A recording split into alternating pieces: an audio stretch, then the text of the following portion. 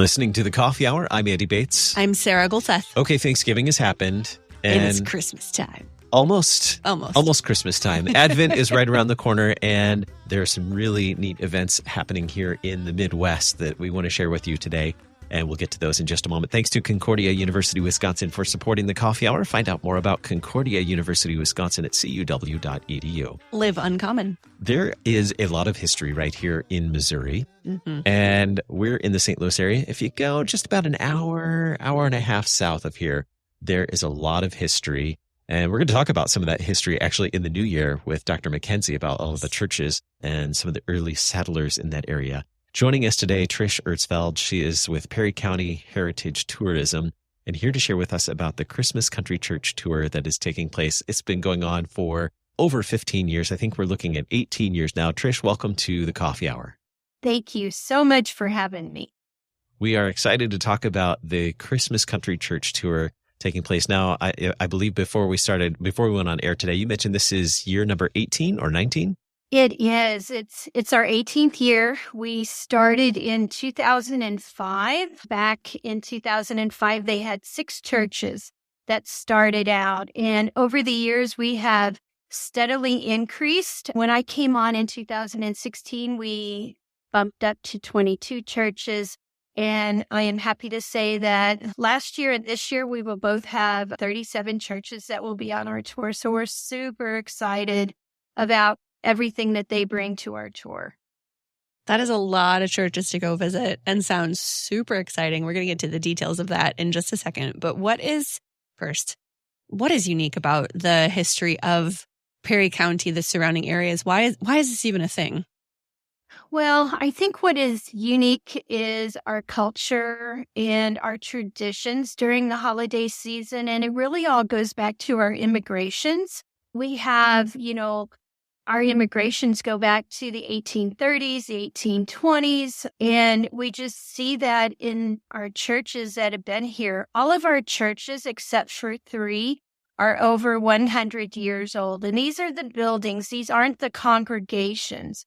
And of those that are over 100 years old, we have 3 that are over 200 years old. So when you get back, the people that you're going to meet at these churches, your greeters when you come in, they've been coming to these churches for 2, 3, 4 generations. I mean, it's a part of their life, the churches are, which brings in the community, the culture. You might have grandma's homemade cookies at the refreshment table, things like that. And they just really love to share all of that. So share with us, you mentioned this started with 6 congregations, six churches, and now has grown to over 30. Tell us a little bit about how it has grown over time. Where did the idea begin for those 6 churches to invite people in to come see what was happening around this time of year? Yeah. So in 2005, a lovely lady named Mary Jane Buckite. Mary Jane belongs to the Apple Creek Catholic Church.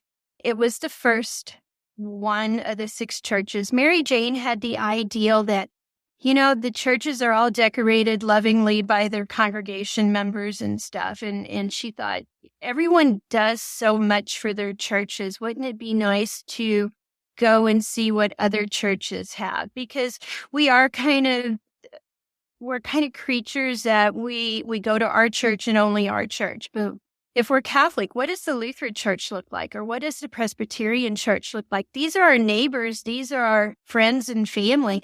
But it doesn't necessarily mean that we get to go into their house of worship regularly and stuff. And so what a great idea to have an open house where you could go into these churches and see how they decorate and just the beauty behind everything. And so we had 6 churches in 2005. The next year it bumped up to 14 churches. So, it grew quite a bit just in one year. And then over the years, we've just steadily increased to 24 and 25 and 26 churches. And then we bumped up in 2016 to 33 churches. And right before the pandemic in 2019, we actually had 39 churches. So we're still building back. We're thrilled that we have 37 beautiful churches. And these are everything I describe. These are rural country churches, but they're everything from what I consider a little house on the prairie type church, a one-room white-clad building, all the way up to brick-and-mortar masterpieces with our national shrine. And so you run the gambit of meek and humble all the way up to, glorious and beautiful and over-the-top kind of stuff. Give us an idea of what people are going to experience. You've mentioned cookies already, which is definitely a selling point. Also, just the beautiful decorations, the different architecture. What are some of the things that people are going to experience on this tour? Yeah. So we talk about the architecture. We talk about, our steeples, our bells. We have one church that most of us imagine churches as having pews. We have some churches that have chairs. Pleasant Grove Baptist Church was built in 1907. It's one of their stories. They ordered these wooden back chairs out of a catalog, and they were shipped by riverboat, and they were unloaded at a local landing, Point Rest Landing, and then they were brought by buckboard and horse to the new church. And they were so proud of these chairs, and the chairs are still there today, even though the churches had closed in the 1960s. So the church tour is one day out of the year that they open this church up for people to come in and just experience the humbleness behind this church. That we have refreshments. We have greeters that are willing to and happily talk about their communities and how they celebrated Christmas over the years and stuff. We have music. We have choirs, we have instrumentals, we have just music with the organs and stuff. So we get a lot of different types of music and stuff. And I always tell everyone, it's not the great, amazing race. We want you to go into these churches and just spend as much time as you would like at each one of these sites before you go visit another one, because it's going to be unique in its own right as well. It is. I've had the chance to participate in it a number of years, and it is really neat, especially when it's, cool weather and you're just going from place to place, maybe having some hot cocoa or cookies and just enjoying the opportunity to visit and enjoy great music. I know you mentioned choirs. I know the Perry County Lutheran Chorale is going to be at one of the congregations on Friday evening. We didn't even mention the dates yet. We should probably mention the dates of the Christmas Country Church Tour. Yeah, so the 18th annual Christmas Country Church Tour is going to be December the 14th and 15th. It is a 2-day event. It starts at 2 p.m. and runs to 9 p.m. each night. And like you were saying, there's more than just the churches. It's a cultural event. So we also have the National Shrine and the Lutheran Heritage Center have nativity collections. The Lutheran Heritage Center also has a wonderful, beautiful Christmas tree exhibit of over 50 themed Christmas trees. They're beautifully decorated, and you wouldn't want to miss that. We have live nativities. So Friday, the Saxon Lutheran Memorial has a live nativity, and also the Caney Fork Baptist Church in Oak Ridge. Both nights, they have a live nativity from 4 p.m. to 8 p.m. But we have music, we have animals, we have collections. I mean, there's a lot to spark anyone's interest when it comes to the holidays. Sounds like a really great time. And what do people need to know to come visit? If someone wants to drive down or over or up at 2:00 and stay until 9, what are some of the things people need to know? Some amenities for, dinner, if people want to make a whole trip out of it. What are those details for people? Right. So the first thing we want them to know is that this is a free event. There are no tickets to buy, no reservations to make. You just load up your car with family and friends, and you get a hold of a map. We have maps available on our website at visitperrycounty.com.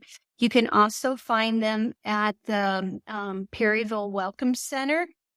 or you can call us as well, and we can get that in the mail for you. The churches do have them available at their sites. So if you can get to one church, you can get a hold of a map. But we suggest that you get a map, kind of draw out your own customized route. Just pick out a few churches and go from one church to the other. Everyone's willing to help you find the next church to them. And we work very well together that way. And just put in some Christmas music, bring your camera. People love to take pictures. We have several churches that will be happy to tell you where to go. Having participated in the past, it is a lot of fun just to load up the car, as Trish said, put on some Christmas music, maybe even bring some hot cocoa in the car while you're traveling. Ooh. Now, if you're not familiar with country roads, you might want to familiarize yourself with some of the routes, as Trish said, and map out your route, know where you want to go. But it's okay to get a little lost on the route too, visiting from site to site. And having a map is certainly useful. GPS, it's gotten better over the years. It has. And so have the addresses of some of these churches. When we started out, some of these churches didn't even have addresses. The community just knows where they're at. So yeah, we've come a long way on that. But yes, do get a map and make you a little bit of an itinerary. Plan your lunch. Come into the communities and eat at a local restaurant. Maybe do a little pre-shopping before 2:00, and then be ready to enjoy everything that the church tour has to offer. Some of our places do have a few gift shops, so take advantage of something locally made, and then just plan for yourself somewhere to eat dinner, or grab you some snacks, throw them in the car. Put in some Christmas music and just enjoy each location that you visit. And if you're a history buff, there's a lot of history on this tour as well. Now, since there are over 30 churches, you certainly cannot do it in one night. Even if you go from 2 p.m. till 9 p.m., you still can't hit all of the sites in one night. You could do 2 nights, 2 afternoons, 2 evenings. You could, I don't know, has anybody successfully done all of the churches? So 37 churches is doable in both days, but I always tell people this is not the great amazing race. And the whole point of even starting this was just to get people to slow down a little bit, do some reflection, have some quality time with friends and family, and just really recognize the reason of the season. But we do have those that get really excited and want to try to get to as many locations as they can. Take in the history. So Old McKendree in Jackson is the oldest Presbyterian church west of the Mississippi. We have Apple Creek Presbyterian Church, which is in Pocahontas. It's the third oldest Presbyterian church west of the Mississippi. This church doesn't even have electric. So when you go into that, you're going to smell a wood stove. You're going to have lamps that light your way. They don't even have the option of plugging in anything there.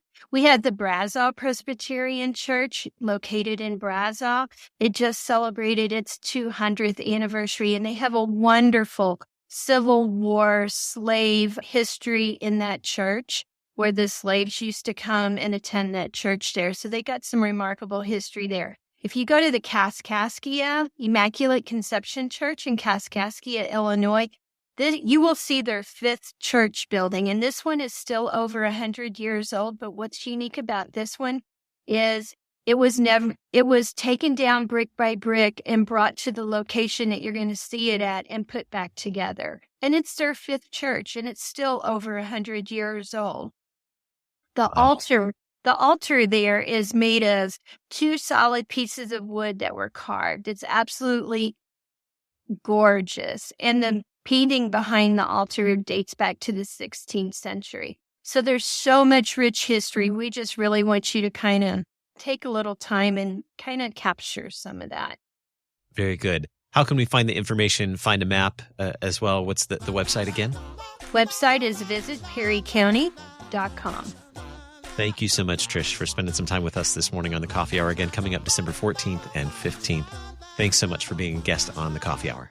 Thank you. We appreciate it. You are listening to The Coffee Hour. I'm Andy Bates. I'm Sarah Gulseth.